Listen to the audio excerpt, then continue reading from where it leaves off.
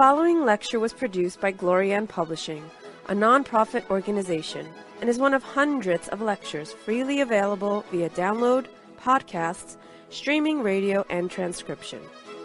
These lectures range in topic and complexity in order to address the many needs of humanity. We invite you to browse our library of lectures, books, courses, and articles to find teachings that suit you. Through the support of donations, Glorian Publishing has published 40 books, hosts international retreats several times a year, offers free online courses, and many other valuable resources, available to anyone worldwide. All of this has been made possible by the financial support of listeners like you. Your donations make it possible for this free public service to reach thousands of people every day. To make a tax-deductible donation in any amount, even anonymously, visit GnosticTeachings.org. Now, with heartfelt wishes for the end of suffering for all creatures, we begin the lecture. May all beings be happy.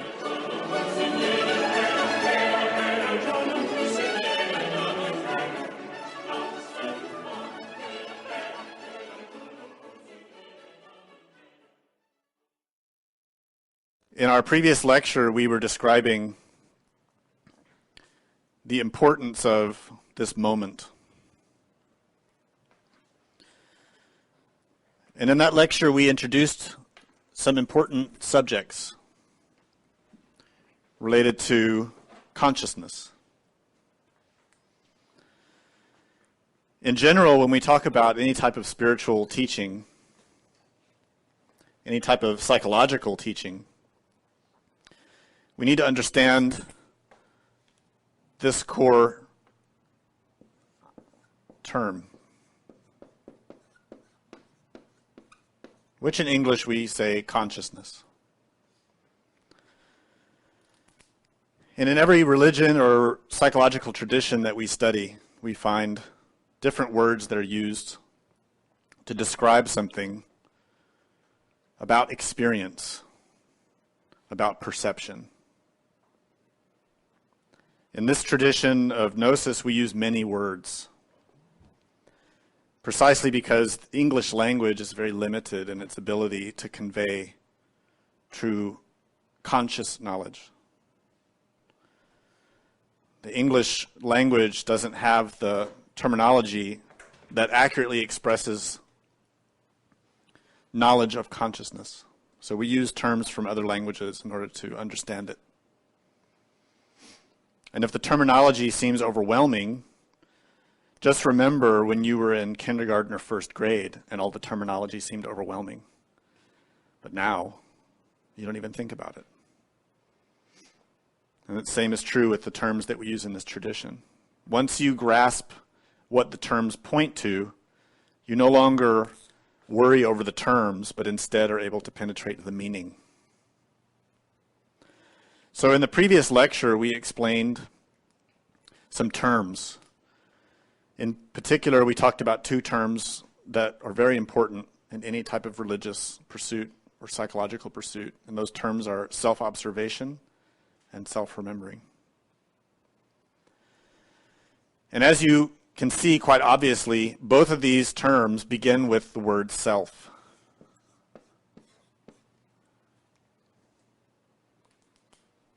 If you have any familiarity with the history of philosophy, undoubtedly you've encountered the teaching of the oracle at Delphi, who said, "Man, know yourself, and you will know the universe and its gods." But who is that self? Those without an education in the deeper meanings of any genuine religion or mystical pursuit assume that that self is me, myself, my body, my thoughts. And we assume in that self-observation and self-remembering the same thing, that the self that we seek to self-realize is this terrestrial identity that has our name, our memories, our likes and dislikes. But the reality is that terrestrial self that we experience as the me, myself, what we call I, is not real. It is not the real self. It is an illusion that we perpetuate because of our ignorance. Ignorance, the word ignore, has inside of it, when we look at the etymology, it begins with the letter I and then G-N-O. That G-N-O comes from ancient roots that has relatives in many ancient languages. In particular, we look at the Greek. That G-N-O has to do with knowledge. Sometimes that G could be a K, in the same way we say to know. That K-N-O is the same as the G-N-O, to know. Diagnosis is to examine, to acquire knowledge. That G-N-O in diagnosis is the same root component. And that G-N-O in English is the equivalent of J-N-A in Sanskrit. Nga. And that nga, or nya, means to know. But it doesn't mean to know with the intellect. It means to know through perception.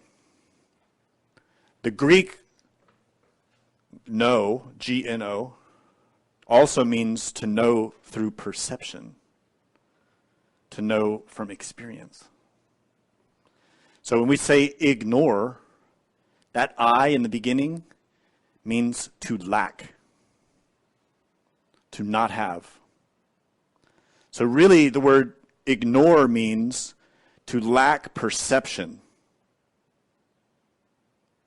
And the truth is, we use the word ignore incorrectly in a lot of cases.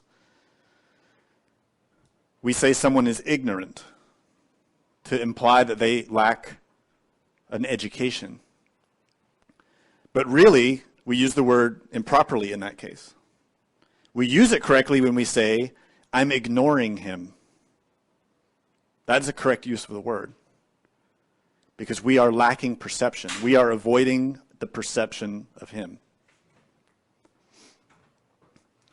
So when we talk about ignorance, we're talking about really a lack of perception. And if you've studied Buddhism or Hinduism, you know that both these teachings, ancient teachings, state the cause of suffering is ignorance. Not a lack of study, a lack of education, but a lack of perception. A perception of what? What the real self is. Both Buddhism and Hinduism state that our suffering is caused because of a diluted sense of self. We suffer the illusion of self and don't see the real self. Therefore, in psychology, when we talk about self-observation, what some people call mindfulness or watchfulness, really what we're talking about is the effort to perceive our true self. Not to merely be aware of the movements of our body and hands, not to merely be aware of thought and emotion, but to see for ourselves reality.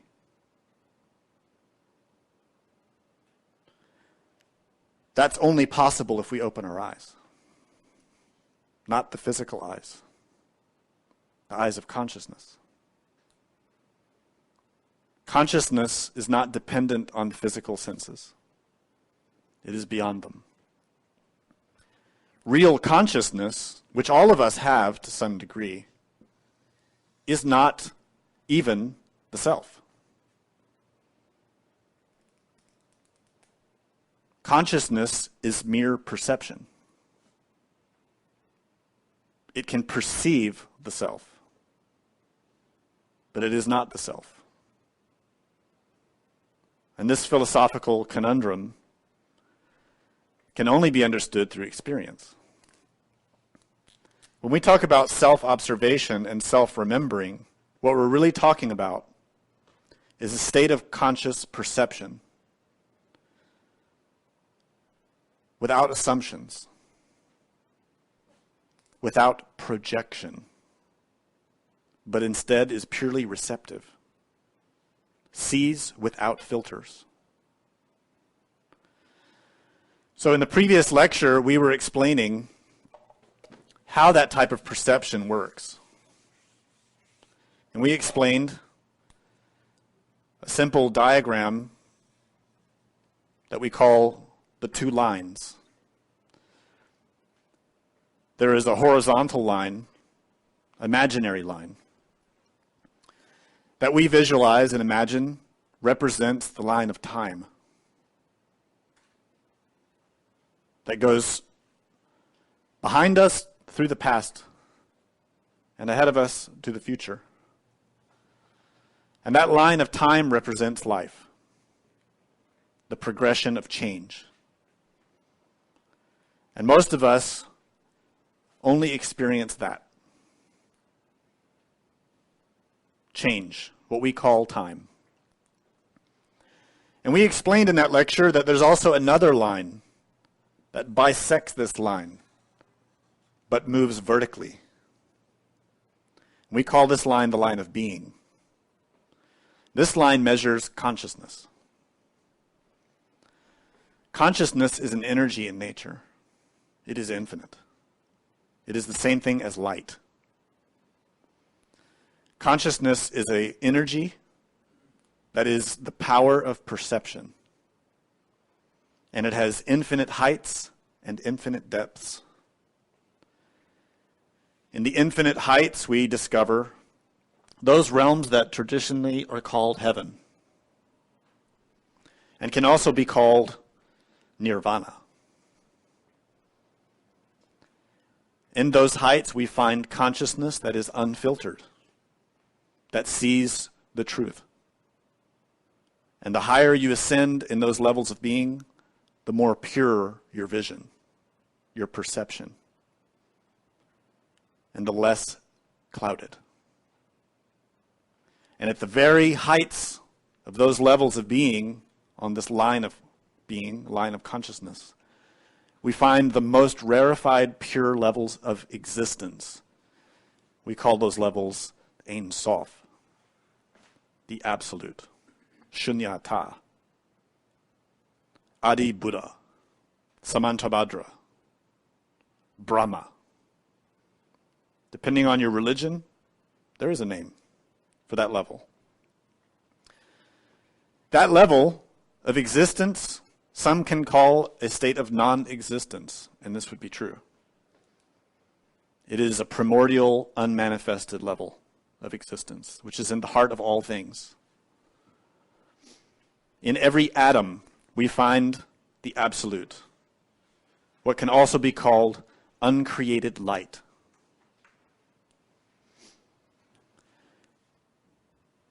At the polar opposite of this energy of the line of being, we find the hell realms, what we can call samsara. These are levels of increasing density in which the consciousness becomes more and more conditioned. So on this line of being, we see every being that exists in every level of existence. At the highest levels, we find the most profound gods. And below them, the demigods, the angels, the devas. Below them, elementals. And below them, demons. You see, on these levels of the line of being, we find every type of being. And they are at those levels relative to the conditioning of their consciousness. A Buddha, an angel, a master, has freed their consciousness from all conditions, is not bound by anything, is completely free, thus experiences absolute happiness. Life unconditioned, with absolute freedom, pure joy, peace, a profound, brilliant intelligence and wisdom. At the other end, we find those beings who are deeply conditioned, subject to ever-increasing numbers of laws, who are kept in those realms due to the consequences of their own actions. Beings in the lower levels are those who have acted in ignorance of the laws of nature and thus have created consequences that they must bear. Every action has a consequence. This is called karma, cause and effect. In all those levels of the line of being, there is perception, but perception is different depending on the level in which you exist.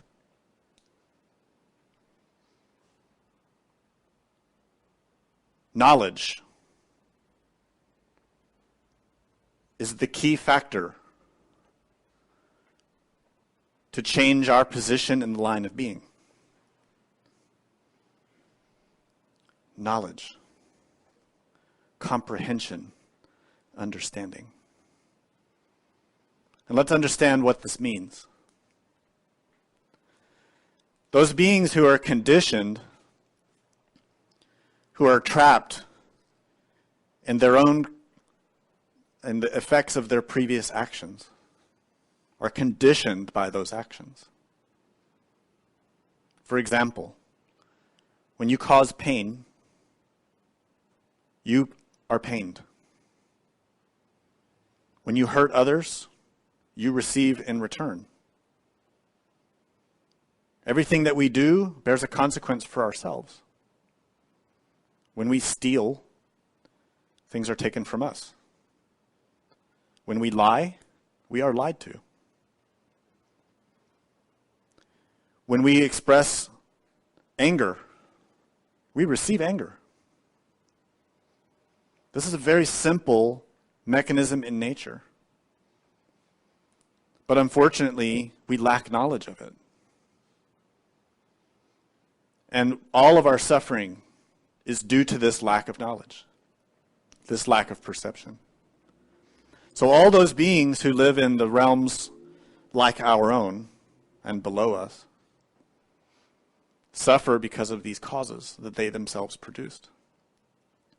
If any being, including ourselves, becomes cognizant of the cause of their suffering, they will stop producing that suffering. And therefore, they will become freed of it. It's quite simple. A drunkard may have been told and may be able to say and express the concept that alcohol is bad and harmful and causes suffering. But nonetheless, the drunkard continues to drink because that drunkard lacks cognizance, conscious knowledge of the effects of the alcohol. Likewise, a Gnostic student, a religious student, someone who's taken vows in Tantra, for example, may know from the scripture and from the teaching that lust is harmful, but they continue to indulge in lust. Thus, they don't have cognizance of the effects of that action, and they continue to produce suffering. A glutton may know very well in his intellect, in his heart, that to eat too much or to eat harmful food, impure food, is bad and creates suffering, but continues to eat that, to eat too much or to eat the wrong things, and thus is not cognizant, does not have conscious knowledge, does not have comprehension of that action. We say, oh, I know that I shouldn't smoke that cigarette, but we do it anyway.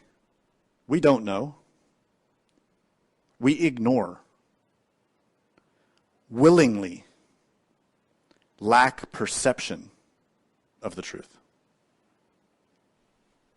We willingly lack conscious knowledge of that. All of us suffer from this problem. That's why we suffer. And as we explained in the previous lecture, the way to resolve it is to understand how perception functions. The way we get out of this problem, the way that we transform our experience of existence and acquire real knowledge, is to learn how to perceive, to learn to become cognizant, conscious. That potential does not exist in the past or the future on the line of life. The potential for change, real change, is right here and now, in the present moment. It's where these two lines intersect, the line of life and the line of being, and that's right now. From the point of view of consciousness, there is no past, there is no future, there is right now. There is to be present, to be here and now, to perceive, to see what is, not to project, not to imagine, but to see the facts as they are, without filters, without changing them. To open the eyes of consciousness, to be awake. None of us arrive at this state automatically. It is not a form of autopilot. It takes willpower. It takes to remember it, to actively perceive. Unfortunately, we don't do this. We lack the training. We lack examples in our lives. We lack knowledge. But if we can learn to train ourselves, not only to perform the action of conscious perception, but to become cognizant of its effects, then we can open up the door to real change. We can transform our experience of life. We can change our level of being. Our level of being is completely dependent upon a single factor, our perception. Our level of being is determined by how and what we see. If we are not capable of being here and now, then our level of being is in decline. If we are capable of being here and now, then our level of being can rise. In other words, the more capable we become of perceiving the reality without filters on our perception, the more our level of being can rise. The problem is this: we don't want to see. We claim that we want to see. And we all act and present ourselves like good people. We tell ourselves we're good people. We try to maintain the image of being a good person. But sincerely, honestly, we are not. And we're unwilling to see the truth of the situation we've created for ourselves. None of us are really willing to see ourselves as we truly are. We don't want to see how we lie to ourselves and others. We don't want to see our greed, our own laziness. We especially don't want to see our lust. We don't want to see our envy. or our fear. We don't want to face it. We want to ignore it. We want to not see it. That's what this word ignore really means, to not see.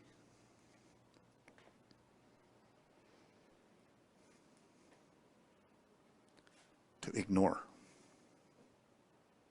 This is a very difficult habit to break.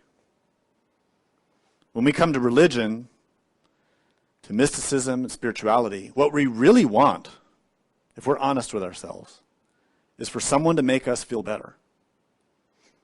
We want promises of a good future. We want assurances that we will come out of suffering. We want an insurance policy that says, if you agree with this and this and this, you'll go to heaven. If you pay a certain amount of money, or if you join a certain group and make certain vows and commitments, then you will go to nirvana. That's what we want. But that is a lie. It isn't honest. And no genuine teaching or religion presents that or offers that. There's only one way to liberation from suffering, and that is to remove the causes of suffering. And those causes are in our mind. The causes of suffering are psychological. Even the causes of our physical suffering and our emotional suffering, those causes are psychological. They are inside of us. Death doesn't change them. We carry those causes from lifetime to lifetime. To fundamentally change our suffering, we have to change the nature of our psyche. And that begins by seeing the truth. Let's begin right now. Self-observation and self-remembering, the action of being present here at the crossing of these two lines, is here and now. So be awake. Open your consciousness to perceiving what you can perceive right now. What can you perceive? Are you relaxed? Are you feeling all the sensations that are happening in your body? Consciously perceiving them. Uncomfortable feelings, comfortable feelings, or indifferent ones. Are you aware of everything that's happening in your physical body from moment to moment? Are you consciously controlling your physical body? Many of us fidget. We itch, we scratch, we move around without any consciousness of doing it. Are you cognizant merely of the physical body?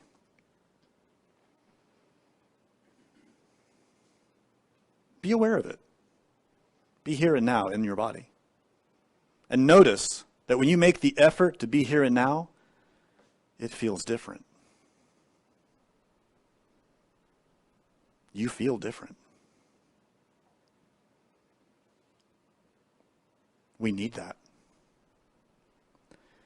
Wherever you pay attention, you send energy.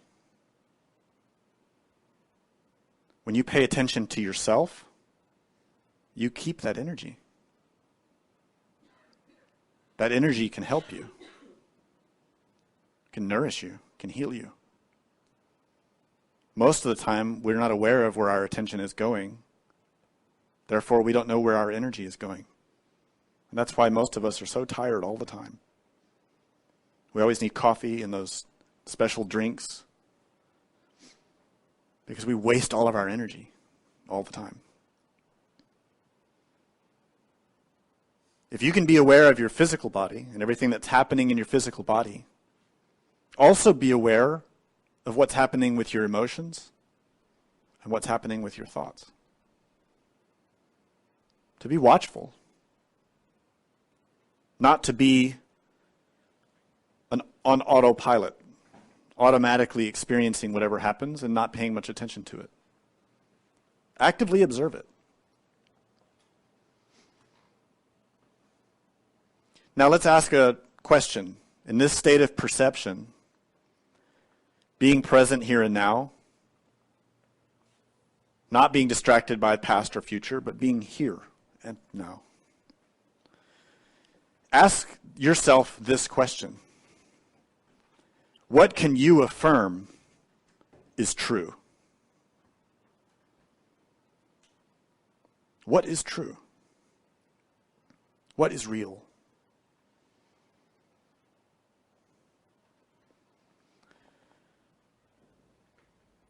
And if you can keep this type of questioning with yourself in all of your experiences in life, a lot of your suffering will stop.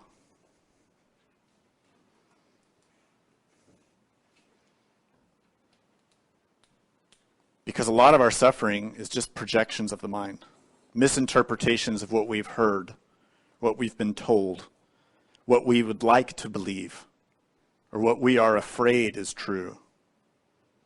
But if we try to manage our attention with this question, what can I confirm through my perception as truth? A lot of that ephemeral nonsense is cut away. For example, we know being here and now in the body, we could state that it is true that we are alive. We could state that.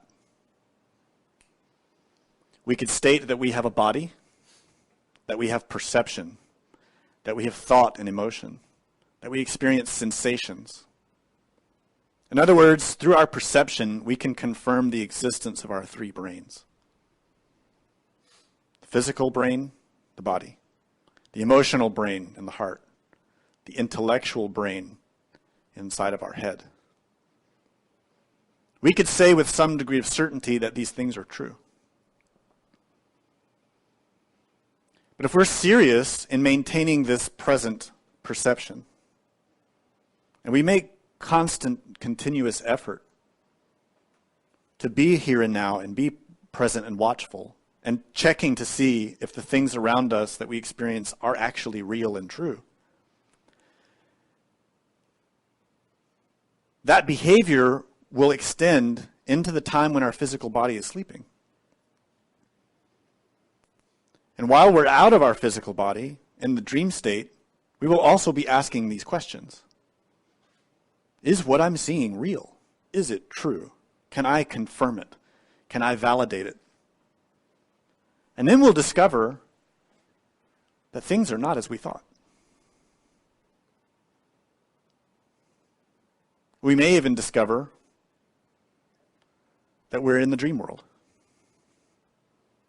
We may even discover that we're dead and didn't realize it. The only way to acquire these types of knowledge is to learn to perceive in this way.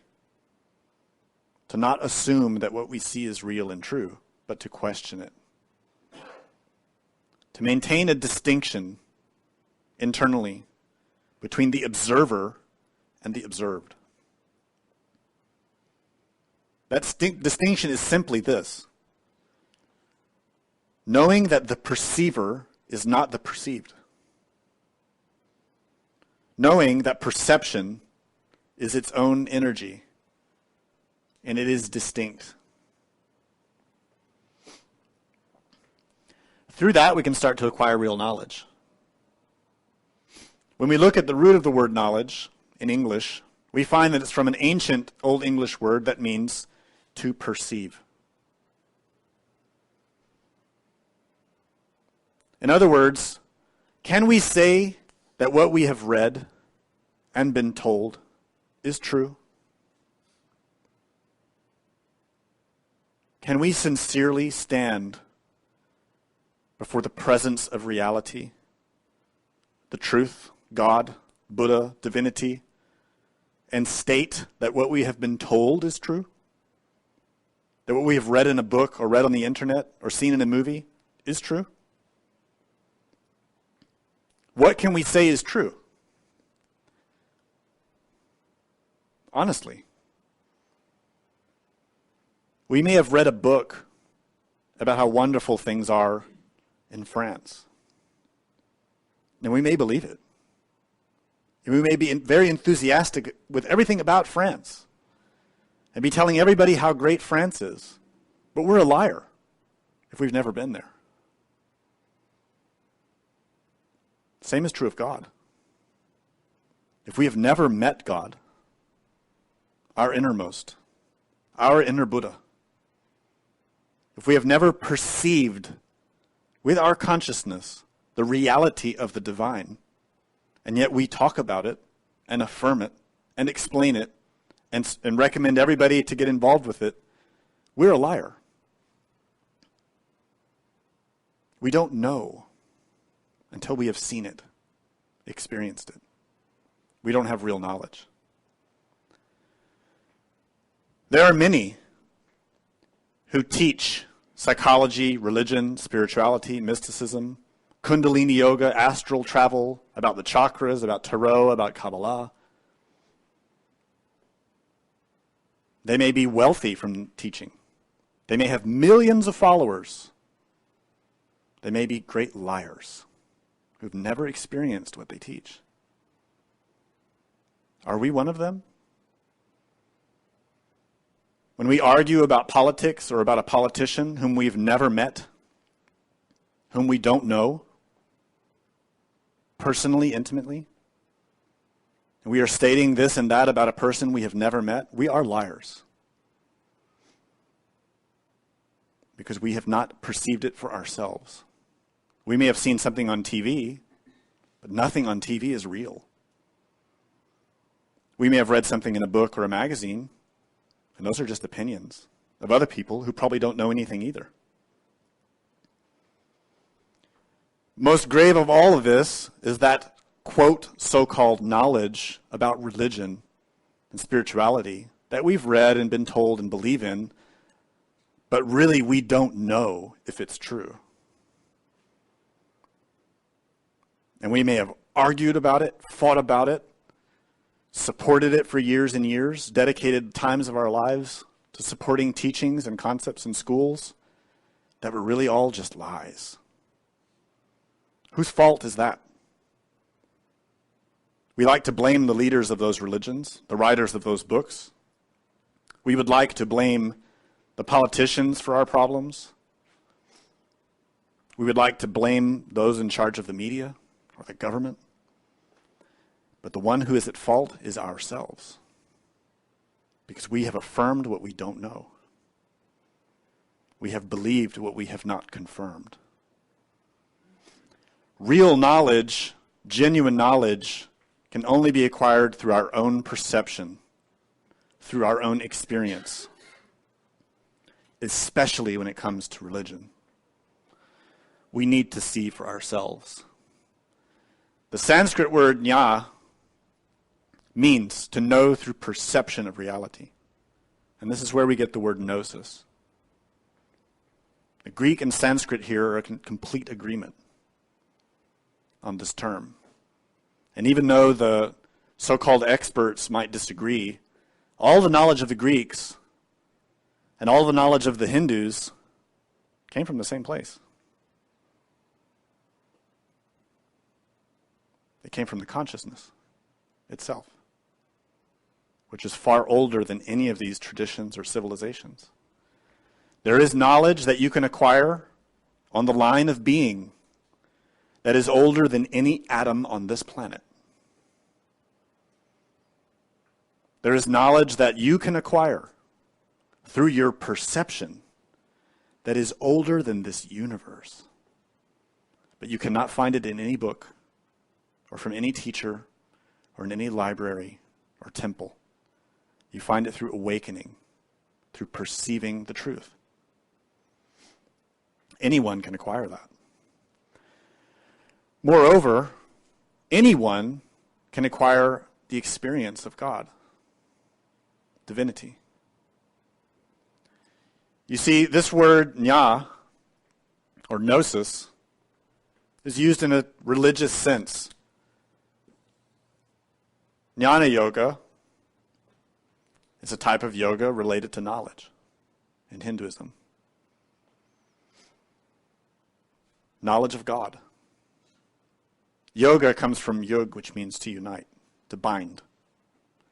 And that's the same as the root in English of the word religion, which is the Latin religare, which means to reunite, to return, to bind again what was broken. Many foolish people take that to say that the word religion means bondage. And that's only because they have a spiritual trauma, because they've been lied to for centuries. It's understandable that they're angry. But the real root of the word religion means to restore, to reunite what was separated. We have been separated from the divine, not by the divine, but by our own actions.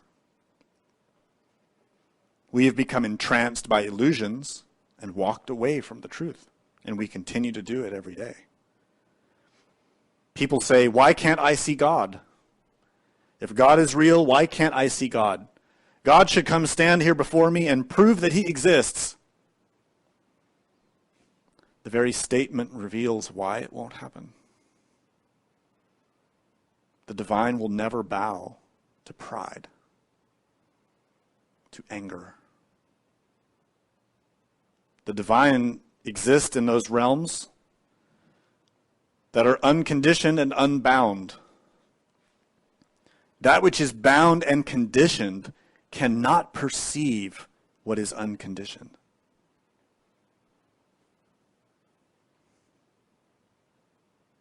When you are angry, you can only see through your anger.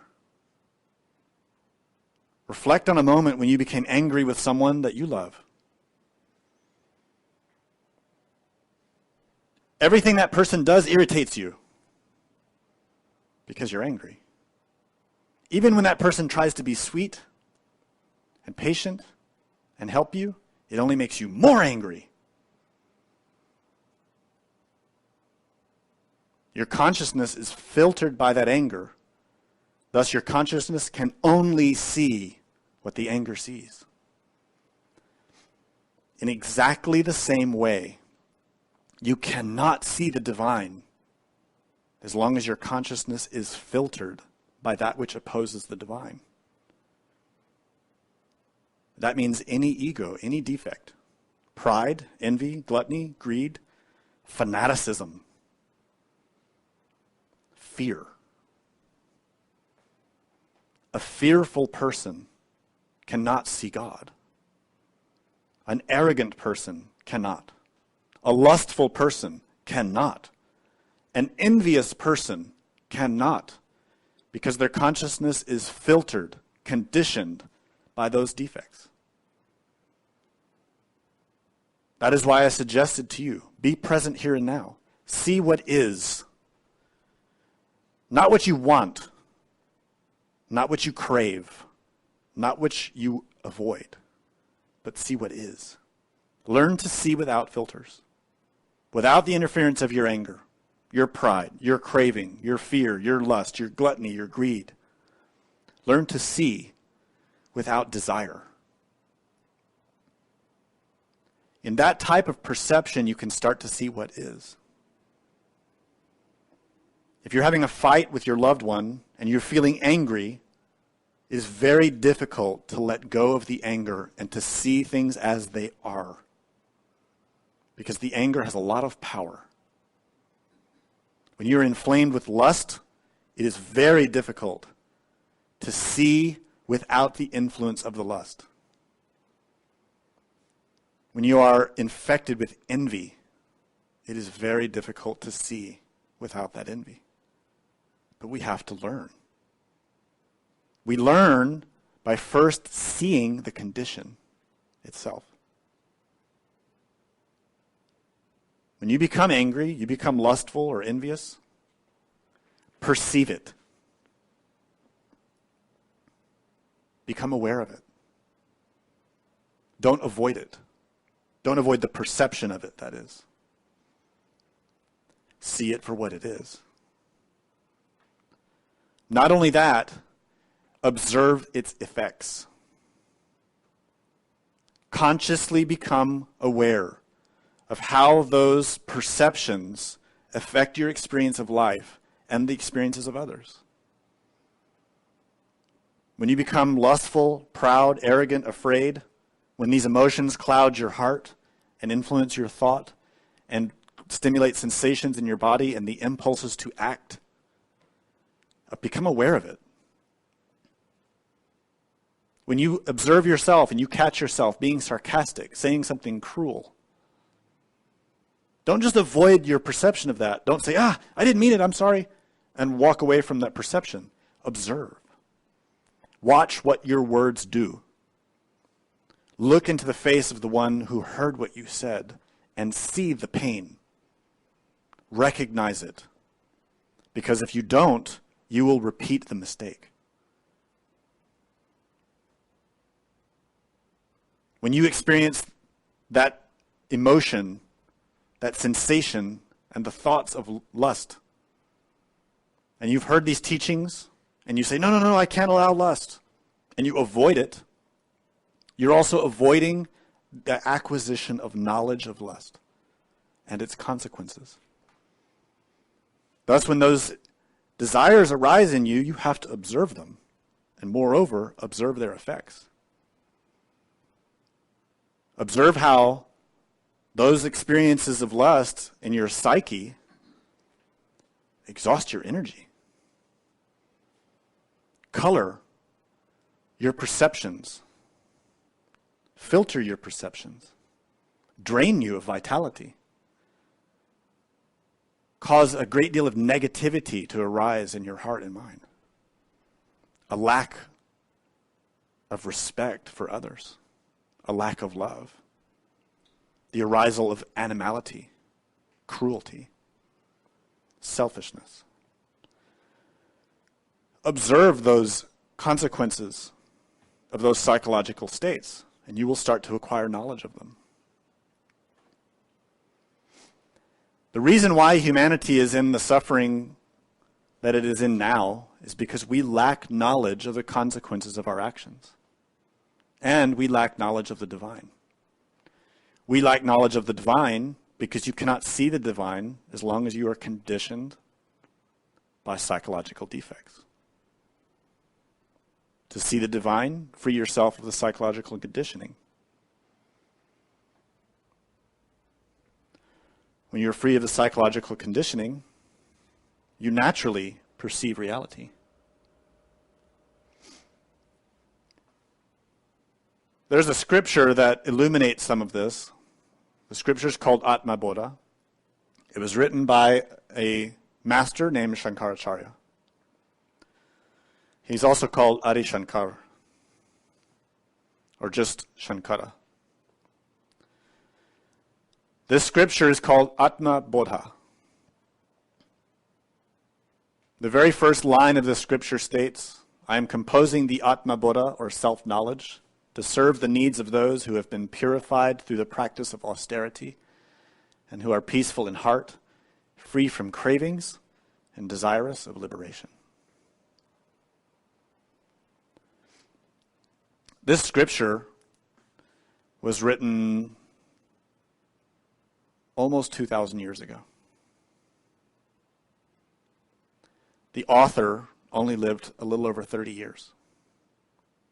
But he changed the history of Asia. The whole continent. Because he knew how to see. He was awake.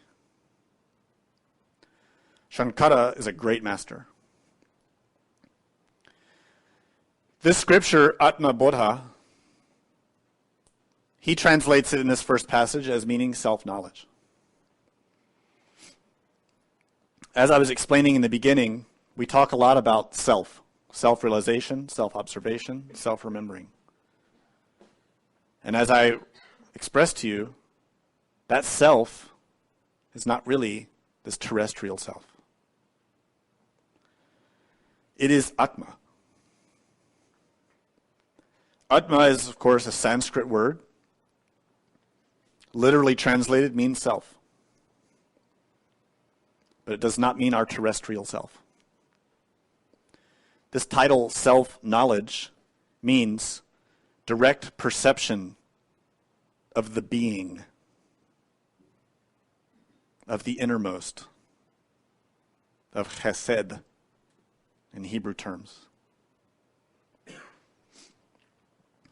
It is the direct perception to know our inner Buddha or self.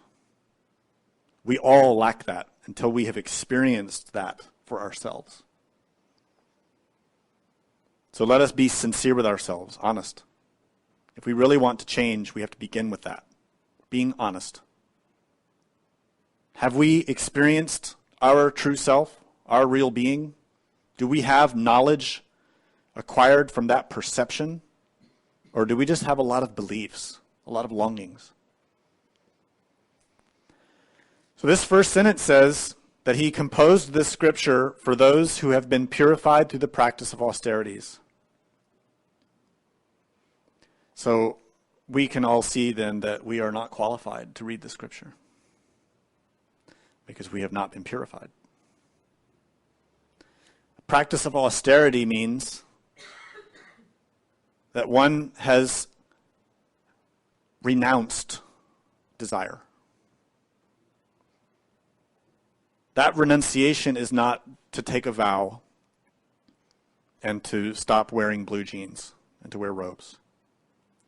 And it doesn't mean that one shaves one's head and carries around some beads or joins a certain group or goes into the mountains and sits in meditation. The real practice of austerity is a psychological practice in which we manage our attention and do not allow it to indulge in impurity. We do not allow our psyche to persist with its pride, with its resentment, with envy, with fear, lust, anger, gluttony, laziness. The practice of austerities genuinely, truly, brings about purification of the psyche. Such a person, no matter what religion they may claim to belong to or what continent they come from, naturally begins to raise their level of being because they no longer are creating karma that produces suffering. This type of austerity is psychological.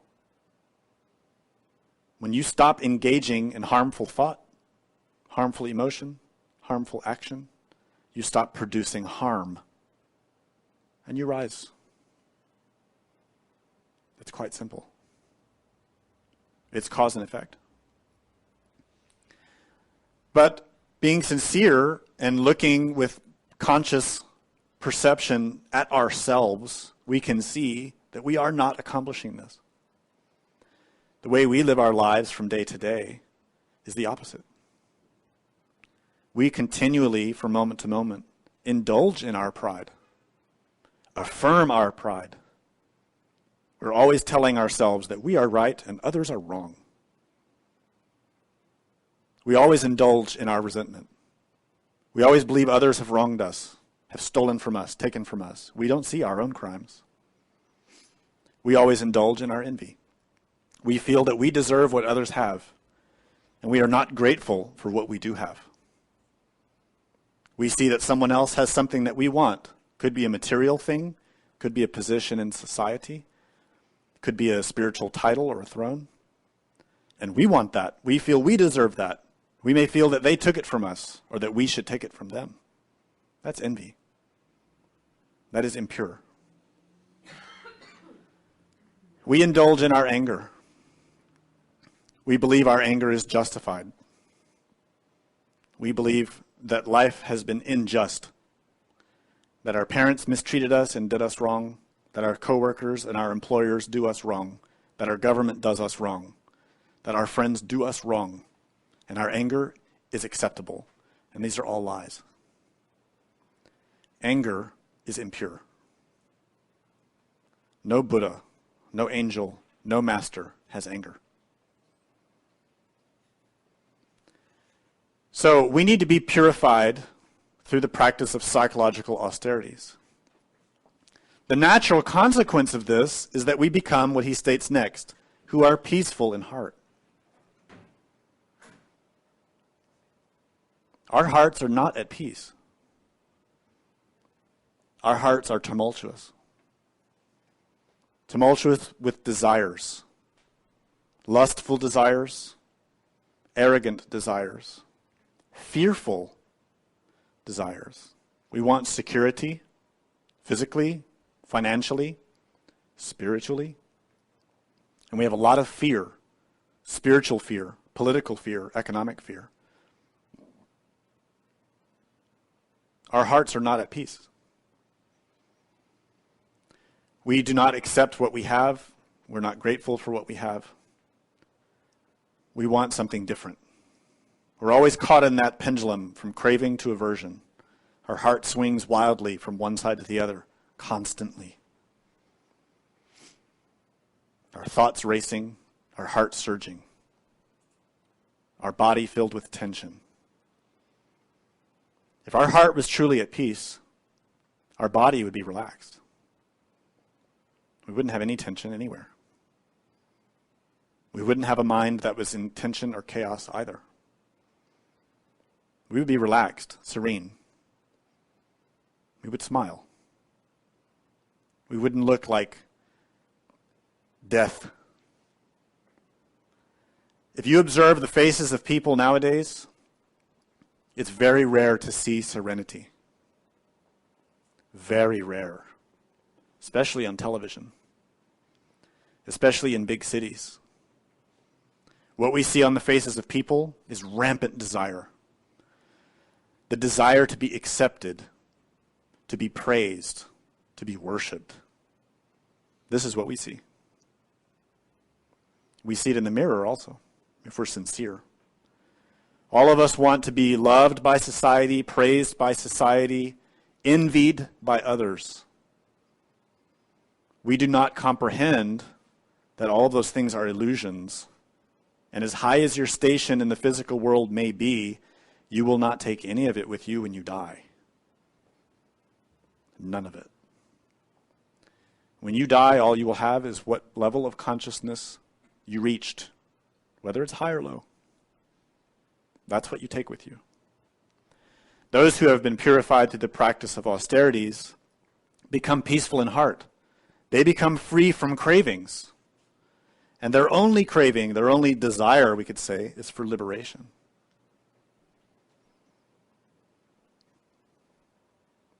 Liberation from suffering.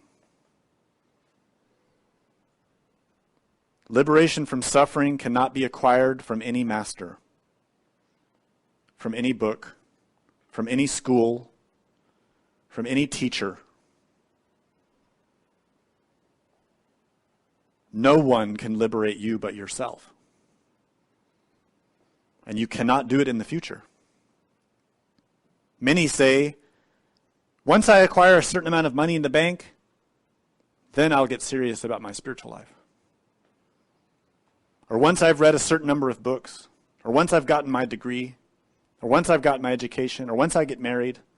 We have a lot of excuses, a lot of reasons, a lot of justifications. Liberation does not exist in the future. Liberation begins now with how you use perception.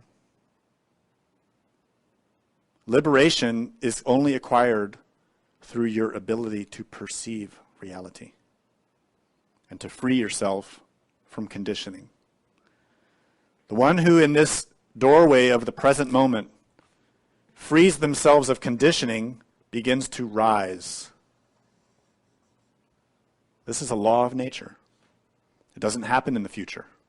It happens here and now. It happens in a matter of how you perceive. You have to free your consciousness from its bondage. That bondage is psychological. It is self-imposed.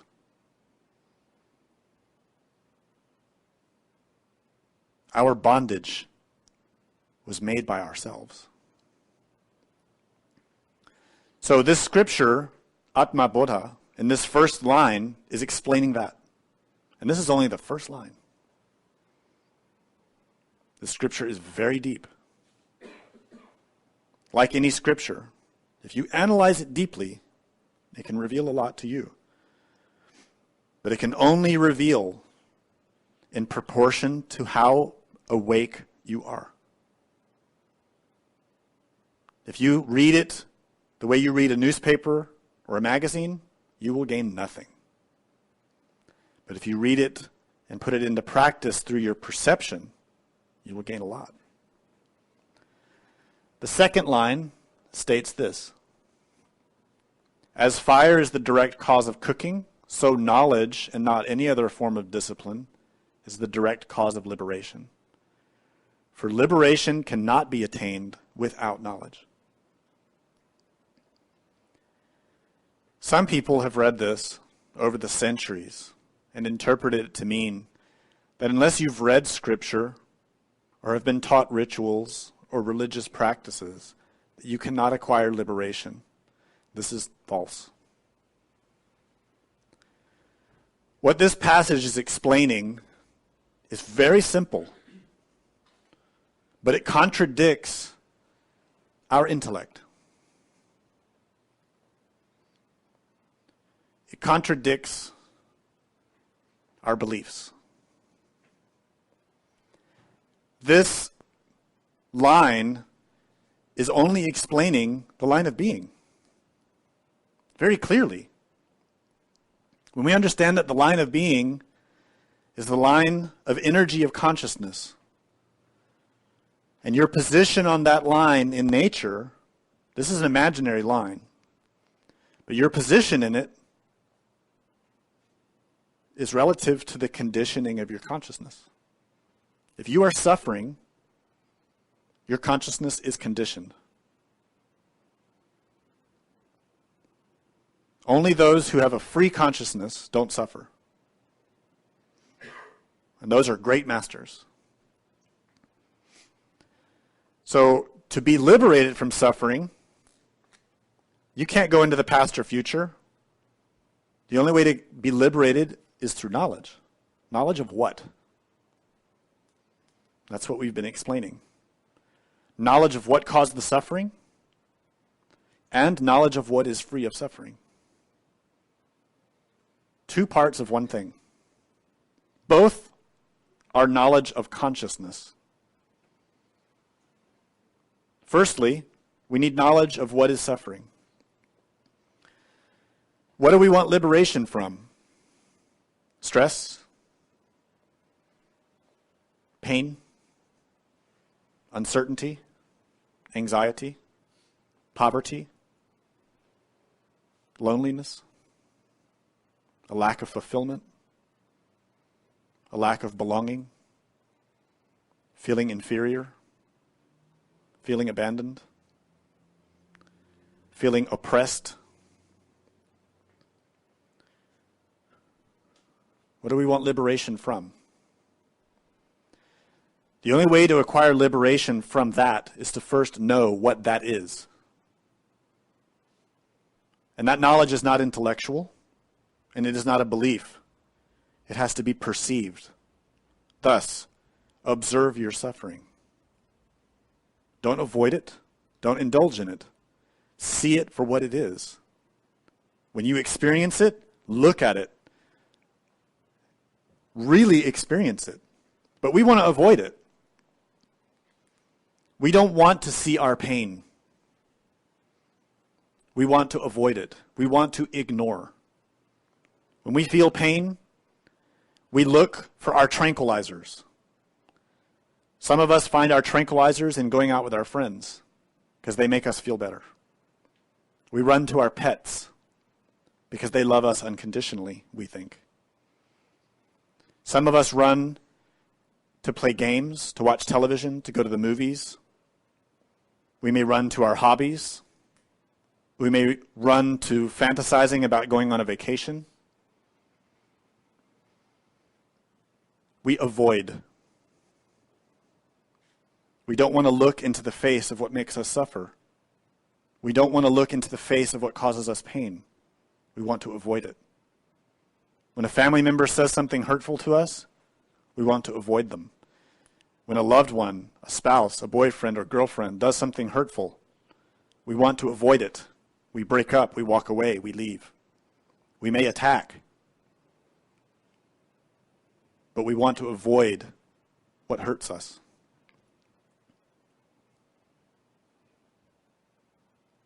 Thus, we will never understand it. We will never escape it.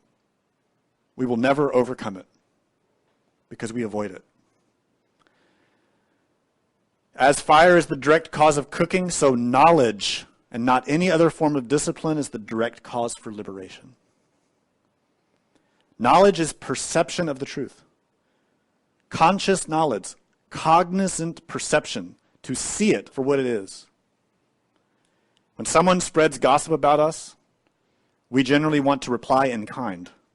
We want to attack them back. We want to say, oh yeah, well I know this and that about them. They may have said something about me, but I know worse things about them. And we want to go and spread all that gossip and hurt them back. We don't want to look at the pain in us and what's hurt. What is hurt is our pride. Our pride is the cause of suffering, not the gossip, not the other person, our pride. When we get passed over for a promotion, when we don't get hired for that job, when we don't win the competition, we get angry. We're hurt. We blame others. We blame conditions. We blame this and that. We don't want to look at the cause of the suffering, which is our pride. We don't want to analyze that pride is the problem. That's why we suffer. If we want to be liberated from that suffering, we need knowledge of it. So that's the first part, to look at what suffers and to get to know it, to not avoid it. This naturally requires meditation. This looking cannot be successfully done while you're doing other things. You cannot comprehend and understand your suffering while you're doing other things. You need to sit, close all of your senses, and analyze consciously the cause of the suffering. And see it for what it is. This is why we learn a practice called retrospection. Every day we learn to sit every day at the end of the day and review our experiences of the day and to pick out those moments that we need to understand better. Something we did, something that happened to us, something we thought or felt, somewhere where suffering was caused. We sit and we reflect on it. This is very difficult because the mind wants to change the memory. We play the scene in our mind and our imagination, and the mind wants to change it, to justify ourselves, and to make the other people seem even worse. And this is why we suffer. We cannot trust our own mind. We cannot trust our own perceptions because they are filtered. And even when trying to review the event, we're still trying to filter it. Our perception is conditioned. It takes enormous awareness to maintain purity of perception. It does not happen automatically. It's very difficult, especially in the beginning, to see things as they are. Nonetheless, to be free of suffering, we need knowledge of the cause of suffering. The second part of that knowledge is to see that which does not suffer.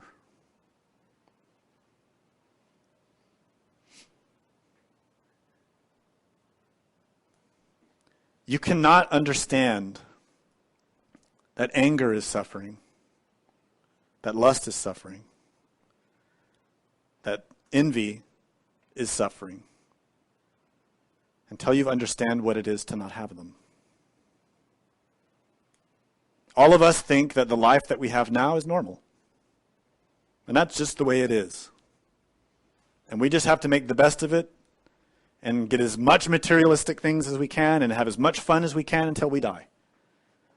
This is a deep form of ignorance. Life now is not the way it should be. This is not the way life should be. It is possible to have life without suffering. But unfortunately for us, we've never experienced that, so we lack knowledge of it. Through this training, you can experience that which does not suffer. And that knowledge teaches you more than any book, more than any school, more than any religion can ever teach you. You acquire that knowledge also through meditation. To experience that part of you that does not suffer. That part is the being. The innermost. Everyone has this. It is what we call self. Atma. In Kabbalah it is called chesed. Or gedulah. When you can understand, when you have the perception, the knowledge, the experience of that which does not suffer, then you can understand how to truly be free of suffering. What I'm explaining to you is not something that will happen in the future. It's not something you can buy or wait for. It's not something you should just be sitting there thinking, please God, give me that experience. Where can I find it? And then you think, maybe I should go to India or Mexico or Egypt. Maybe I can find it there. It is not in any other place. It is not in the future or the past. It is here and now. You can experience that which does not suffer here and now if you merely open your perception to see things as they truly are. When you fully become trained in that ability of perception without filter, without condition, awake, cognizant, something can happen around you, to you, that without that perception would have hurt you terribly. But with that perception, does not hurt you at all. Passes through you like a wind. When you experience that, your experience of life will change dramatically because you will understand all suffering and happiness is dependent solely on our perception. This is the essence of what Padmasambhava taught in the Tantras. He stated quite simply, the only difference between samsara and nirvana is perception. It's in the moment, how we see. All of us are in samsara, conditioned by our psyche to suffer. Nirvana just means cessation. You can experience nirvana here and now, in your body, in any circumstances, in any place. Whether you're rich or poor, whether you are sick or healthy, whether you are a man or a woman, old or young. Those are all just circumstances that are completely irrelevant. What is relevant is your perception. Are you awake? Are you free of condition? That is what produces liberation. So that is why we find the third line of the scripture. Action cannot destroy ignorance, for it is not in conflict with ignorance. Knowledge alone destroys ignorance, as light destroys dense darkness.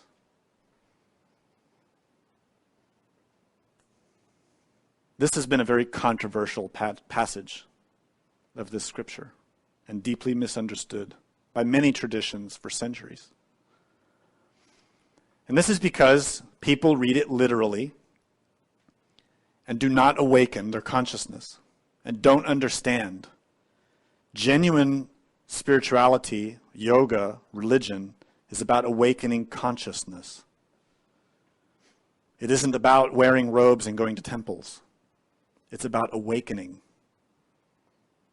Whether you're a pauper, a rich person, a monk, a nun, or a lay person, it's all irrelevant. What is relevant is awakening. Action cannot destroy ignorance. Now, we've all heard for centuries in our respective religions that we must do A, B, and C to be liberated. That there are given actions that we must perform, otherwise we cannot be liberated. This passage does not contradict that. Action is the basis of everything that exists. Even when there is no manifested existence, there is still action. In the level of the absolute, there is still cause and effect. In the highest levels, manifestation emerges because of causes. Those causes originate from the unmanifested. Thus, action is everywhere and in everything.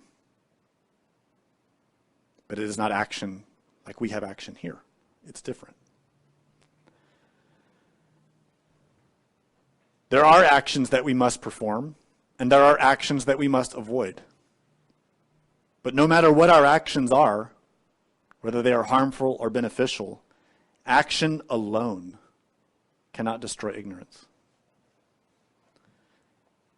In a simple way, in a visual way, we can understand this passage when we look again at these two lines. And we understand that the line of life that moves horizontally is the line of action. As we move through time, we act. But the line of being is not subject to time. The line of being is perception. What this means is we can be living our life on this line of time, and we can be doing all of the actions that our religion says we must do. We can be at church on time, temple. We can wear all the right clothes, do all the right prayers, do all the right meditations, go to all the rituals, have read all the books and scriptures, and have tried to maintain a pure life, but not destroy an atom of ignorance. In fact, we may have acquired more. Why? Because in all those actions, we never were cognizant, awake, aware. We acted and acted and acted, but never to acquire genuine perception of the truth. And this planet is filled with people like that.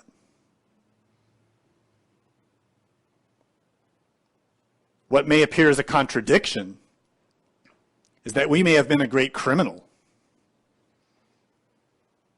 done a lot of harmful action, not a single religious ritual, not a single mantra. We may have hurt a lot of people, but from different experiences have had cognizance of the effects of those actions, and in the end, realize it. And actually develop a higher level of being than the person who followed all the religious precepts perfectly. How is that? On the basis of action alone, these two are very different. One a criminal, one a religious person. The criminal, though, becomes cognizant of the harm of their actions and thus raises their level of being. Such a person will naturally renounce those crimes and will start to do good, start to help others. There are many examples of this. The one in my mind now is Milarepa. Milarepa killed people. He used black magic for revenge against people who hurt his family, and he killed them. And there were many people in his community who were good religious people who followed every precept, but he was the one who became the greatest awakened master of his age, because he realized cognizantly his mistaken actions. He became conscious of it. That's how he acquired liberation. That's what this passage is stating. Liberation is not determined by our actions, but by our knowledge. And remember, knowledge is not from books. It is from perception of the truth. This knowledge is not the knowledge of Scripture or ritual or mantra. It is the knowledge of suffering and what does not suffer. It is the knowledge of consciousness in oneself. Ultimately, it is the knowledge of the being. Knowledge alone destroys ignorance, as light destroys dense darkness. Nowadays, when people are caught committing crimes, they never admit it. We never admit it. We always justify ourselves. We say, oh, I was abused when I was a kid. Didn't have anything. People beat me. I was poor. Or, oh, I didn't mean to hurt anybody. When in fact we did. The habit of justifying ourselves is what continues our suffering. To really be free from ignorance, we need knowledge. Knowledge of what makes us suffer. And knowledge of what is free of suffering. So we start here and now. Learning about ourselves. Self-knowledge. Self-observation. Self-remembering. I already explained that self is not the terrestrial self. Our real self, our real being, is not our terrestrial me. But the only way we can get to know our real self is to first know the self that's here and now. To know that which does not suffer, we need to start by knowing that which suffers. We suffer. So we start here and now. By looking in the face of our suffering and seeing it for what it is. I'll give you a hint. Most of our suffering is needless and self-produced. Most of our suffering is just a bad habit. We suffer because we have too much self-esteem, too much self-love, too much selfishness. We just have a lot of bad psychological habits. When you can learn this form of perception, a lot of that gets cleared away, and you can start getting at the roots of your suffering. We study the three brains. Motor, instinctive, sexual brain. This is related to the body.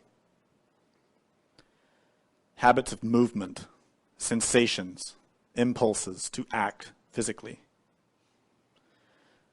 We have an emotional brain related to the heart, related to feelings, urges and impulses that are emotional. And we have an intellect where we experience thought. None of these are ourself. We think they are. We're mistaken. We need to understand that with our cognizance. We don't. We think the body is our identity. We think what we feel is our identity. We think what we think is our identity. We think that the music we like, the music we don't like, the clothes we wear, the education we have, the city we live in, the language we speak, the memories, the conditioning that we've had through our whole life is our identity, and that is all false. It isn't. We think the body is ourself. It isn't. But you can't know that until you begin to observe these three things. Until you begin to acquire conscious knowledge of them, will you understand that you are not your thoughts.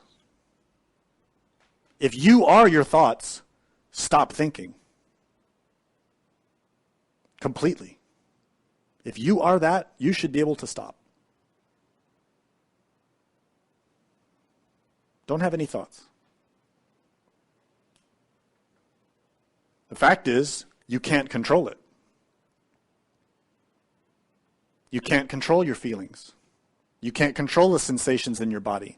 If those are you, shouldn't you be able to control them? If those are yourself, shouldn't you be in charge? Are you in charge? Who's in charge of your psychological house, of your physical house? Who is in charge? Shouldn't it be yourself?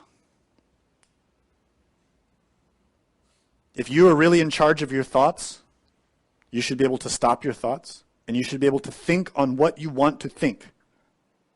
Instead, the truth is, when you're sincere and you observe yourself, thoughts come of their own volition. Thoughts have their own will, their own desires, their own intentions, and as much as you fight them, you can't stop them. Why? Because those thoughts are psychological factors that arise from deep levels of our psyche. Karma.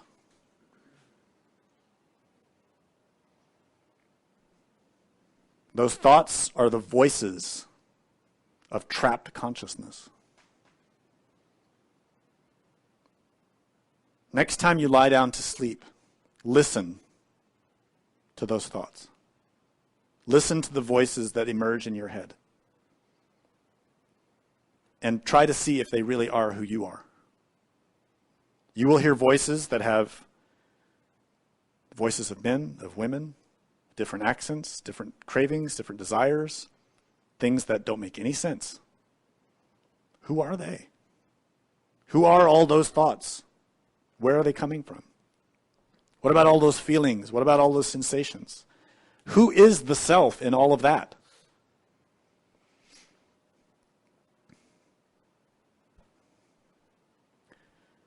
Moreover, to really understand who you really are, you have to learn to meditate. You don't have to call it meditation. It can have other names. What I mean by meditation is a state of consciousness in which you have serenity, bright inner perception, clarity of vision inside, and a lack of conflict.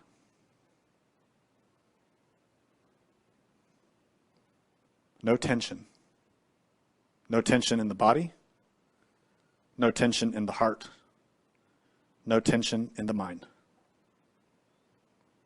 But perceptive, awake. In that state, you can access an experience of who you really are. In that state, you can experience that you are not thought.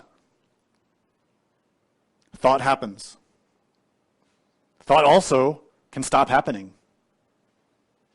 You are not emotion. Emotions arise, they pass away. Yet you are still there perceiving. The body, sensations arise and pass away. You can even abandon the body and still perceive, so you are not the body. That experience can only be had through meditation. Through that experience, you learn, I'm not the body. I'm not emotion. I'm not thought. I am perception. That is cognizant knowledge. When that can be established and maintained, you can acquire liberation. So to establish that, you have to study yourself here and now. Learning to see the distinction between perceiver and perceived. Learning to see, to experience, to know that you can perceive without the body. You can perceive without emotion. You can perceive without thought. Thus, you are beyond all three. You are not the three brains. You are something else. That begins to open real knowledge. That requires that you are here and now. That is mapped on this diagram of the tree of life of Kabbalah. Malkut, the bottom sephira of the tree of life, represents the physical body. The brain, motor, instinctive, sexual brain. We think we are the body. When you become cognizant, perceptive, you can see that you are not the body. Likewise, Yasod, the ninth sphere, represents vital energy, the vital body, the ethereal body. It's a body of energy, or chi. Through this exercise, through this perception, you can learn that you are not the vital energy. And likewise, successively up the tree of life, you can learn to perceive you are not the astral body, emotion. You are not the mental body, the intellect. You are not the causal body, the essence, the Buddhata. You are not even consciousness or spirit. The more you awaken, the more you open your perception, the closer you get to the truth. The truth is, these are all like layers of an onion. They are layers. They go all the way back to the absolute. The word self is relative. It is not fixed and permanent. It is relative. We can say myself when we talk about our body, but it is not really ourself. The body only exists and is functional because of all these other forces that act through it. If you kill the body, you don't kill your existence. You just kill the physical part. We will all die. That is, the physical body will die. But our consciousness doesn't die. It just moves on according to its karma. Similarly, we are not the astral body. Our body of desires or kamarupa. We can, while we're in the astral body, we can say, this is myself, but that's relative. It isn't true. Same in the mental body, the body of thought, in the fifth dimension. You can have an awakened experience in the fifth dimension using your mental body, traveling through different realms of nature, and say, this is myself, but it isn't true. It's relative. Because what makes that mental body active are all these other levels that are flowing through it. Likewise, you can abandon that level and ascend into the sixth dimension, related to Tiferet, in the middle of the tree of life, what we call Buddhata, or Tathagatagarbha, the soul. And we can have an experience there, awake in the sixth dimension, in heaven, and say, this is myself. But that's only relative. Because that self only is there and existing because of the forces that flow through it. They are not the ultimate level. And likewise, successively, all the way back up the tree. Who is the real self? Even Chesed, Atman, that many religions state is the real self, is really the spirit, what we call our personal inner father, our Buddha. We can say that that is ourself, that our inner being, our Buddha, is ourself. But even that, strictly speaking, is not fully true. Because that Buddha has his own inner Buddha, has his own self. He is not our ultimate self. He is part of ourself. But he only exists because of the self in him, the light in him, which is the Trimurti above. The Trikaya, Dharmakaya, Nirmanakaya, Sambhogakaya. And those only exist because of Adi Buddha. Brahma, the absolute. So who is the real self? What of self have you perceived? Have you perceived and experienced any of that? Or have you only experienced the physical body with a few random flickers from time to time of emotion and thought? If that's the case, you are quite low on the level of being. A lot of us have what we call knowledge, but we don't have real knowledge. Real knowledge is knowledge of the truth, reality. We call it gnosis. It is the knowledge of God, not intellectual, but experience. To have seen it, to have experienced it. That is jnana, gnosis. That is only possible by freeing the consciousness from its conditioning. We don't have that. We don't have any real knowledge at all. We barely know that we're alive. If we really knew that we were alive, we would also know that we were going to die, and we would use our life well. But we waste our life.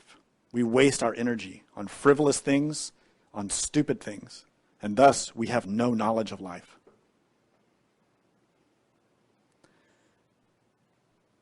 What we have is vijnana.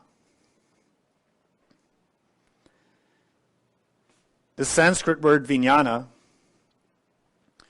is like I was explaining in the beginning. It has this nya, J-N-A, with another N-A at the end, but it also has this V-I in the beginning. V-I in Sanskrit is a diminutive. It reduces the term that follows it. So vijnana really means little knowledge, inferior knowledge, small knowledge. Vijnana refers to the knowledge we get in books, the knowledge we get in our beliefs, the knowledge we get from our families and friends, from our country, from our education.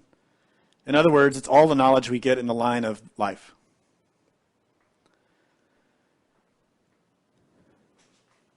We've been alive. We've had many bodies, many existences for countless ages. If we had real knowledge, we would remember it. Jnana, real knowledge, is in the consciousness, and you don't forget that. Vijnana is little knowledge. Not important. It is forgotten. Liberation comes through requiring jnana, gnosis, real knowledge, conscious knowledge. When you experience the divine, that becomes part of you. When you experience something consciously in life, it becomes part of you. It becomes part of your soul, part of your identity. It is real knowledge. It is something no one can ever take from you. So the knowledge of this moment is up to you. If you want to know the divine, if you want to know the truth, it is up to you to awaken and see it. To open your consciousness and see.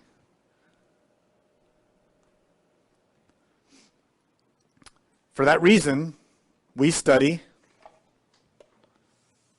4 states of consciousness, about which we may discuss in a future lecture. The most important of those 4 states is a state which in Greek is called dianoia. The most important for us. And in Hebrew is called Jagrata. In Sanskrit, Jagrata. That term means literally awake. The acquisition of real knowledge, of jnana, can only be acquired, can only enter into us if we are here and now, present, watchful, awake. If you want to see God, if you want to experience the truth, be present. Analyze everything. Don't assume anything is true until you have perceived it for yourself. That's one of the hallmarks of that state, dianoia. It can be defined as a revision of beliefs, a revision of concepts. That revision is, we do not assume or accept anything, neither do we reject it until we know it's true for ourselves. anything, but especially spiritual knowledge. You may have heard for your entire life that a certain person is a great master, a great spiritual leader, but until you've met the person, talked to the person, seen the person in action, you will never know. You will never have actual knowledge. And thus to state what you have not experienced is a lie. In the same way, we have to revise all of our thoughts and concepts and beliefs about ourselves, about others, about life, about this planet, not accepting or rejecting anything, but seeking to confirm it. This is pure science. What is science? Its purest form is to only accept what is proven. But science nowadays doesn't do that. Science rejects everything today and accepts it tomorrow. Science believes a lot of things. Modern science believes many things that are not proven and rejects many things that are true.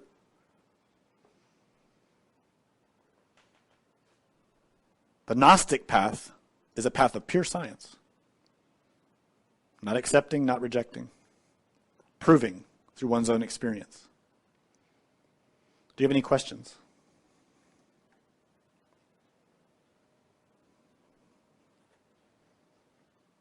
How can Nirvana experience be permanent? How can the experience of Nirvana be permanent?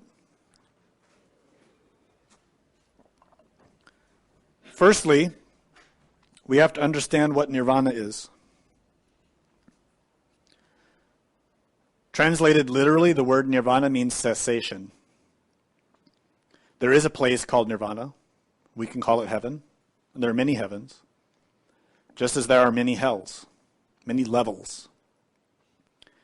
Those places are not permanent. They are all impermanent. Our residence in them is also likewise impermanent. Our life is impermanent. We have life briefly and then it's taken. And if we're lucky, we may get another one. Nothing is permanent except the divine and karma and space. That's it. Everything else changes. But we can experience nirvana and we can sustain that experience. But it's dependent on laws. We experience this level of life, whatever our level happens to be, because of the conditioning that we're in. It's self-produced. We experience our life according to what we deserve. If we're suffering, we produce the causes of that suffering.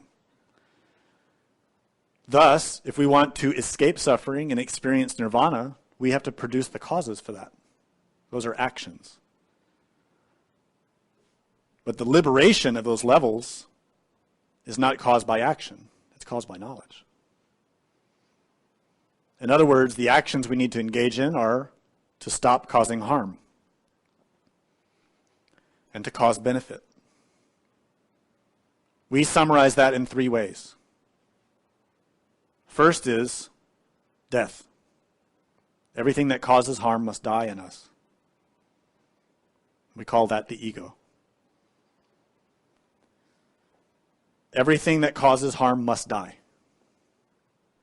Second, birth. What causes benefit must be born. So these two we see, all of our defects, selfish behaviors, wrong perceptions have to be cleansed, purified. And in their place must emerge real perception and purity. Perception of the truth and behaviors and qualities that are in harmony with nirvana, with those levels of existence. And the third factor is sacrifice for others, to help others. You cannot rise to those levels and sustain it if you're selfish and only concerned for yourself. You can rise a little bit, but you can't sustain it, and you can't rise very high. So we have these 3, birth, death, and sacrifice. If you can learn to apply those three now, in your moment-to-moment perception of all things, looking at things to see what is impure and to not empower it any longer so that it can die. Likewise, empowering what is pure in yourself. In other words, you're exchanging your anger for love. And in that, you are sacrificing for others. You're exchanging your lust for chastity. And in that, you are serving others, helping others. You're exchanging arrogance for humility. And in that, you serve others, not yourself. The truly humble person is not serving themselves. If they were serving themselves, they'd be arrogant. The humble one doesn't think of themselves at all.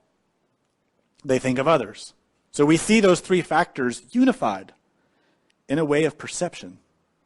How we see not only ourselves but others.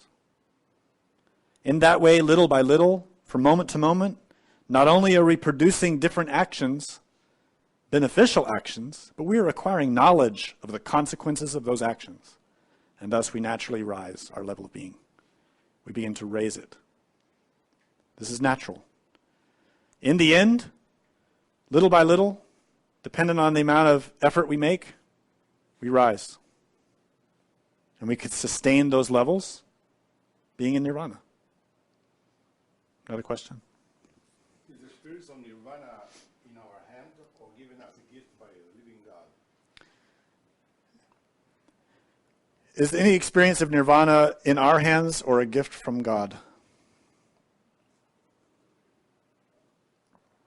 Both. Truly, it's both. It's both because you can experience nirvana only if you yourself have done actions to earn it, to deserve it. So in this way, we can say action is related. But at the same time, if your karma does not allow it, you won't have it. This is why I was explaining that we need to have acceptance for what we do have and be grateful for what we do have. And when we get something, to be grateful. Sometimes God makes exceptions for us and manipulates or manages our karma so that we can get things that really we don't deserve. And in my experience, I would say getting access to these teachings is often that case. A large percentage of humanity truly does not deserve access to this knowledge because they've never produced the causes to enter in. Most of humanity only wants sex and money. They really don't want liberation from suffering. But by the grace of God, humanity is being exposed to the real knowledge, which is good.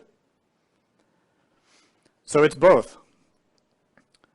God can give you experiences in nirvana to encourage you, to inspire you, even when you don't deserve it. It can happen. Another question? I would like to know if what is taught here has been experienced by the teachers. Is what is being taught here been experienced by the teachers? It would be very disingenuous and duplicitous for me to get up here and tell you that what I experienced, or to tell you these things if I hadn't experienced them. It would make me a liar. I cannot say that I have experienced everything in the teaching, because I have not.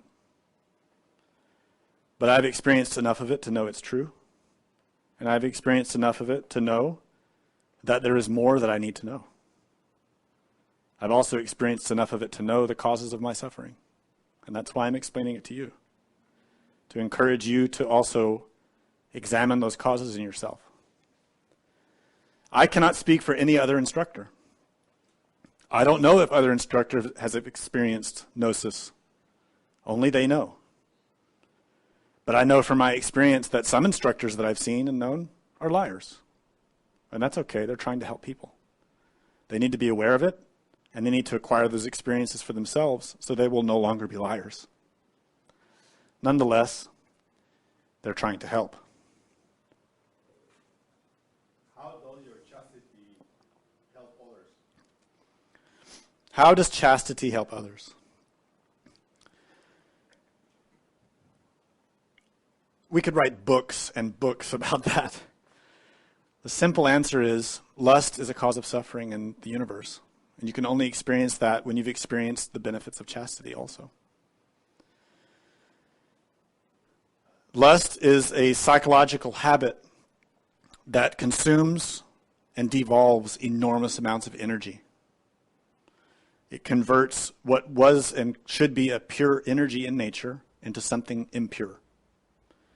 A simple example is to observe the incredible beauty of a flower. Not just to think of a flower or to just look casually at a flower, but to sit and meditate and contemplate the incredible beauty of a flower. Its fragrance, everything about it is so pure and beautiful, and that is an example of chastity, but only in the level of a plant. That purity is possible in a human being. That level of beauty and purity is possible in a human being. We call them angels or masters.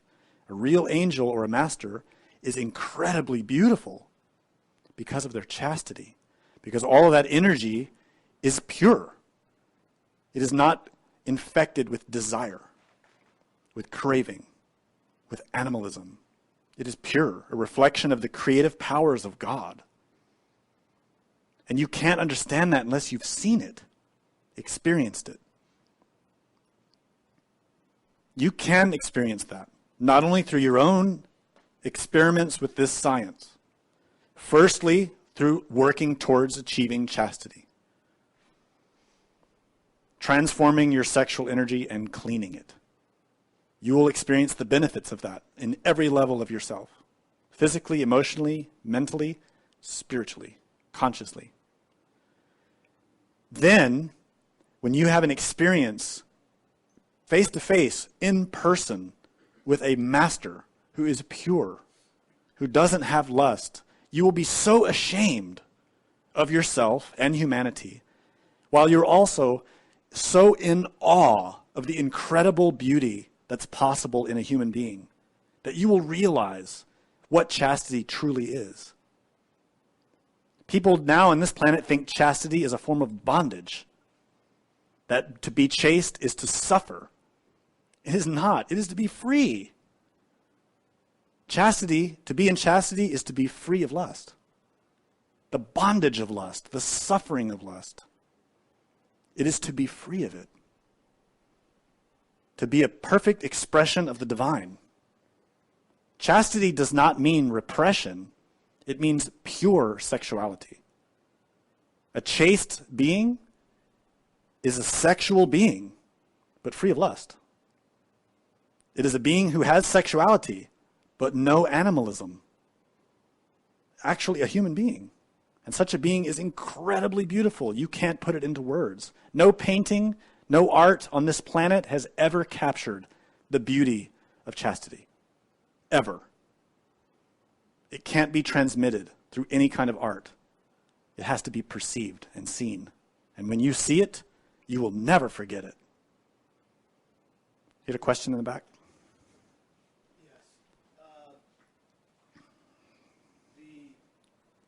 The innermost facet is created by the Trinity, so it's this is like a two-part question. It's duality. Is that correct? What do you mean by duality? Like it uses the physical time and experience to gain. So it's kind of in duality, or is it that because it's like a tool of Ein, which is all possibilities and at the same time emptiness. So is it that Ein is basically using the duality of Chesed or I understand your question. consciousness to... Sure. Your question is the Atman or Chesed dual? And I'll answer you with this. Is the light from a fire dualistic? product of the subtler form of it. The same thing. Atman Chesed is the light of the fire. It just is that. Atman is not dual. There's no duality there. It's just the light of the fire. And everything else that emerges in the tree of life are like lenses that focus that light. Until we get down to the hell realms where those lenses are very twisted and clouded. What we see is still transmitted by light, but it's extremely twisted. We don't see reality. To see the reality, we have to remove all the lenses. All of them. Even going beyond Atman to see the ultimate truth. And that's why Buddha Shakyamuni taught the doctrine of Anatman, no self. He didn't disagree that Atman exists. What he disagreed was that Atman was permanent and the ultimate level. He disagreed with that. And it's true. Atman is an expression of the absolute, right? In its level. It comes through the Trinity. But there's no duality in any of those levels. They are just greater extensions of the same energy. In any of the levels, at any point in the tree? Ultimately, yes. It's an appearance of duality. Exactly. And this is where you can get into a lot of philosophical difficulties because the intellect simply cannot understand it. And this is the great problem that has emerged in all the followers of Shankaracharya, the teacher that I was mentioning. Shankara demonstrated that Buddhism and Hinduism are the same thing. That's what his scriptures did. He accomplished that in 30 years. He was 32 years old when he left. And he managed to show in that time to the entire Asian continent that Buddhism and Hinduism are the same. Amazing accomplishment, which everyone has forgotten since then. His primary teaching was simply that. There is no duality. Ultimate existence is non-dual. But you cannot understand it with your intellect. Unfortunately, his followers don't awaken consciousness, and if you get engaged in conversation with them, they will trap you in 100 different logical tricks that they've learned, none of which reveal anything and only complicate the mind. About duality and non-duality, and if this exists, that must exist, that's dual, and that means it doesn't exist. It's garbage, the lot of it. What all those people need to learn is to meditate and experience it, and they will understand what is expressed in the Prajnaparamita Sutra. Form is emptiness, emptiness is form. There are two truths, the relative and conventional. You only can say is true what you have experienced as true. So for us, we experience duality. And until we can see the non-dual, we're wasting our breath. Right? Question. Is consciousness a thought form? Is consciousness a thought? No. Consciousness is beyond thought. That you can experience consciousness without thinking. We call that samadhi. The entry levels to that is called dharana or pratyahara and dhyana. These are levels of serene mind in which consciousness perceives without the interference of thought. And the more established that becomes, the closer you get to entering what's called samadhi. And samadhi is an experience of consciousness free of any filters. It's consciousness liberated temporarily. That is not thought. It's beyond thought. Good question. Any other question? Yes? I don't want to take it too far back, but when you had the downstairs up there and you were asking, where is the self located here? You kind of hopped around it. And so different people had different thoughts on that. Mm-hmm. Did you arrive at any conclusion? On the tree of life? Yes. Where is the self? It is all the self. The whole thing is the self, but it's all relative. The tree of life is a map of our psyche, of our soul, and every level is related to our consciousness. Right now, we're here in the physical body, conscious. That is related to ourself. It's the bottom of that tree. What that particular map didn't show is there's also levels below that. We call it subconsciousness, unconsciousness, hell. That's all the submerged parts of our mind. That is part of our, quote, self, but trapped in suffering. Yeah. So the whole tree represents ourself. But where is the ultimate true nature of self? That's what I was pointing at. One can be broken away or taken away. Can they all be disconnected? They are disconnected by nature. because of karma. Our situation is like that.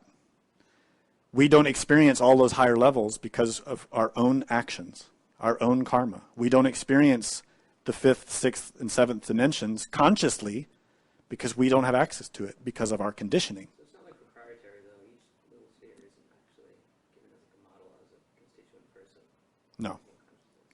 No, it's just a glyph that represents symbolically levels or dimensions in nature. So there is no location discrete. It's here. Yeah. It's here and now. Yeah. That's all you can confirm as true, is here and now. What the map shows, what the Kabbalah shows, is how to understand different experiences of here and now. For example, can you confirm without any question that you're not already dead? You really can't, right? And if you have an experience out of your body while you're still alive, you can find dead people who don't know they're dead. They think they're still alive. And this is the difficulty and incredible importance of this map, is when you've studied it and understood that and how it's related to consciousness, you can start to change your fundamental relation to it. This means that as you start to acquire conscious experience of different states of being, you can understand them in relation to each other. And that's what the Tree of Life is for. You can understand experiences in the hell realms, experiences in the physical realm, in the 5th dimension, 6th dimension, 7th dimension. They're all mapped there. They've all been described by all the saints and prophets throughout history. And the value of the teaching of Kabbalah is it helps you organize it conceptually so that when you experience them, you won't be confused. It acts as a guide. It's very powerful, and it underscores every religion in the world. It can be organized in different ways because it's not a fixed model. It's relative. It's beautiful.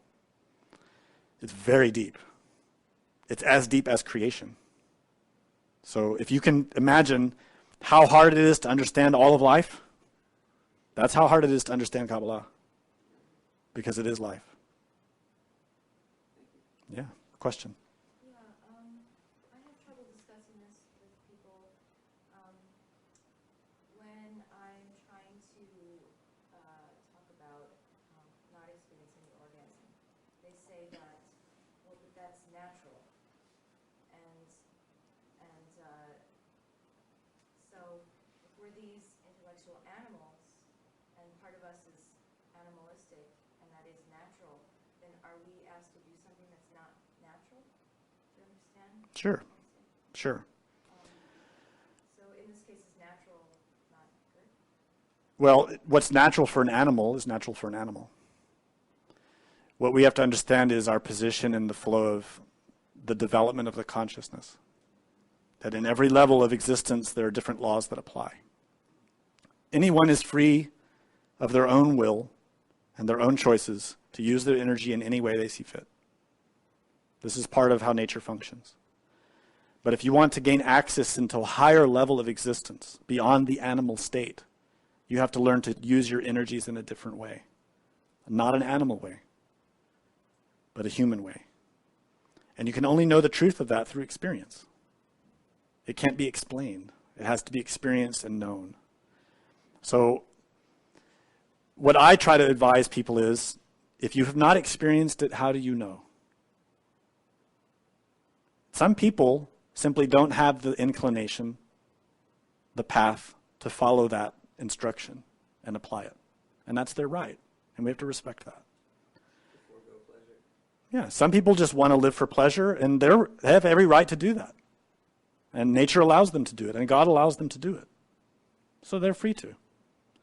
But for the ones who've experienced the consequences of indulging in pleasure, and the ones who have that spiritual inquietude that feel something isn't right about this, there's something more to it, those are the ones that are prepared to receive the instruction. And that's not a lot of people. Most of humanity is really not interested. So we just need to understand that. We need to give that to those who need it and want it and can use it, and the ones who don't want it, we have to respect them. If that's what they want, it's fine. It's their choice. Make sense? Yeah. So it's hard because it's painful, especially when we're dealing with people we love. It's hard. Like, how do you convince them? You can't. You can't. We have to respect the will of everyone. Ultimately, we can barely change ourselves. Do you give up on someone then? That's that if you are like if you're speaking with someone and then they're not in agreement with tantra and alchemy and they're kind of pushing for the orgasm and you're like, being, transmuting. Because I've read different. I don't know if I've heard a lecture of yours or his where it's okay to be with someone that's not transmuting as long as you're doing it. What we have to learn is to love everyone. To not change anyone's will, but to just love them. To love everyone, no matter what. Giving you a hard time about it and saying, oh, you're making it harder for me to experience pleasure because you're not, Yeah, that's painful. That's a painful situation, but it happens a lot. And ultimately, you have to acquire your own sense in your heart of how to handle that with that person. To walk that fine balance, to love, but to also hold true to your principles. This is not easy. There's no easy answer. Ultimately, we have to learn to behave with respect for everyone, but without compromising our relationship with our inner being. It's not easy. So I don't have an answer for you for that. It's something you have to find on your own. It's not easy. But all I can tell you is there are many, many couples suffering and struggling with that problem. And that's part of our karma. It's part of what we have to deal with. There are many things in this work that are painful and difficult to deal with. And it's part of why I gave the lecture is we have to be willing to look into the face of our difficulties and understand it. To understand the other people, understand ourselves, and find the way. Something that Samael and Vior taught that's helped me a lot in all of these types of difficulties is that a mind that is in conflict can never resolve a problem. So when we have a problem that's causing intellectual conflict or emotional conflict, the only way we will solve it is to first find some serenity. And generally, in my experience, that means I have to meditate. It means I have to observe myself. I have to relax. But I also have to stop trying to change something I can't change. Sometimes it's another person. Sometimes it's a situation. I have to accept it. And the question in the back? Yeah, to fall from experience, is it a part of the journey or it is because of wrong action? What was the first part? To fall? To fall from experience. I'm not sure I understand what that means. To fall from experience? You have an experience and you don't experience anymore. Is it because of wrong action? To stop having experiences, like spiritual experiences? There are many reasons we could stop having spiritual experiences. Sometimes it's because we're not making effort in the right way anymore. Sometimes it's because the experiences we're getting were a gift from God and God gave us enough and He wants us to work now. Sometimes it's karma. You have to analyze yourself. We pass through spiritual days and nights. And there are times at which we acquire a lot of insight and experiences spiritually, and there are other times when we get nothing. And that's part of the path. Life's like that. Ultimately, no matter what life brings us, we need to learn to be the same person. Centered, awake, aware, serene. Whether we're having difficulties or ease, praise or blame, wealth or poverty, acceptance or rejection. We have to learn to be the same person. In all situations, remembering God, being here and now.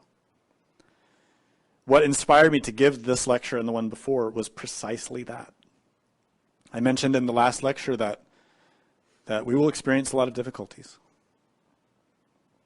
That life, not only as individuals, is going to be hard, but as a world. And the only way we will get through it is if we have this ability to be the same one, to be serene, to not let ourselves be so manipulated and impacted by external events, but to always be able to manage our psychological house, to be here and now. Things always change. Nothing is permanent, except the being. If you really want security, safety, happiness, serenity, remember God. Be present. Be here and now. And no matter what's happening in your life, you will still have access to that serenity. This is the most valuable skill. When you have that ability to be perceptive here and now and have that serenity inside, you can comprehend a lot about yourself, about the world, and you can make a big difference in the lives of others.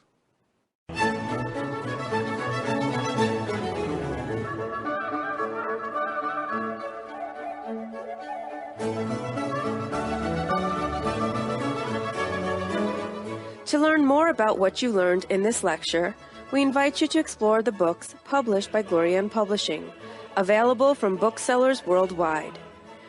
You may also be interested in online courses or upcoming retreats, all of which you can learn about at gnosticteachings.org. All of this has been made possible by the financial support of listeners like you. Will you help others to benefit from this knowledge? Most spiritual schools recommend a donation of $10 to $20 per lecture. Every donation helps. Make a donation now at gnosticteachings.org. Thank you. May all beings be happy.